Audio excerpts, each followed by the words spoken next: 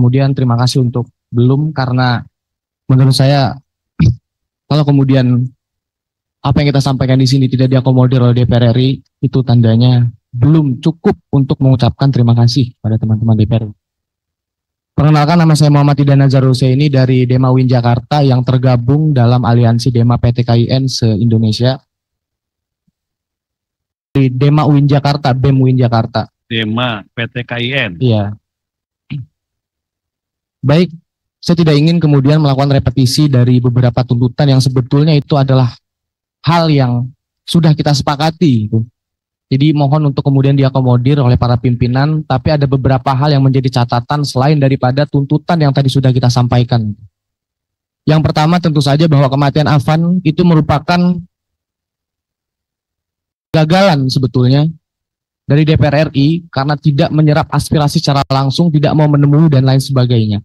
Bayangkan kalau misalnya DPR RI itu kemudian menemui masa aksi, itu tidak akan terjadi. Oleh karena itu, untuk kemudian mengakomodir seluruh tuntutan dari teman-teman, dari saya sendiri kemudian dari teman-teman PTKIN, ini sepakat untuk melakukan adanya rapat seperti ini selama 6 bulan sekali atau 6 bulan 2 kali, karena tidak mungkin Bapak harus ada orang yang meninggal terlebih dahulu sehingga kita bisa berkumpul kemudian berbicara mengenai bangsa.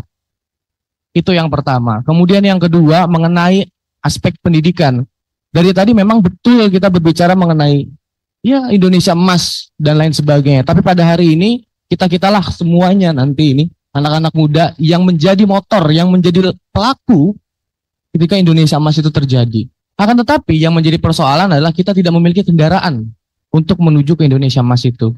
Jadi saya kembalikan ke poin nomor 1 bahwa harus ada perkumpulan semacam ini yang dilakukan oleh DPR RI itu selama 6 bulan 2 kali untuk membicarakan beberapa tuntutan ataupun merumuskan roadmap menuju ke Indonesia Emas 2045.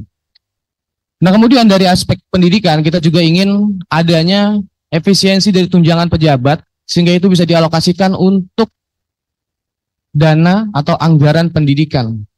Karena menurut saya hal yang terjadi kemarin itu harus dilakukan, tunjangan pejabat tidak harus diperbesar karena sudah besar sebetulnya. Yang hari ini tercekik adalah masyarakat kecil, Bapak Ibu. Jadi itu harus dialokasikan ke pendidikan agar terciptanya pendidikan inklusif dan merata. Kemudian yang ketiga, karena saya tidak ingin lagi-lagi melakukan repetisi, ini dari aspek lingkungan harus adanya status quo ataupun human rights seperti human rights yang diberikan pada lingkungan. Karena perusahaan lingkungan masih masif, makin aktif di mana-mana. Kalau misalnya kita buka di DPR RI katakan di Selandia Baru, itu ada satu undang-undang namanya TU Rewera itu.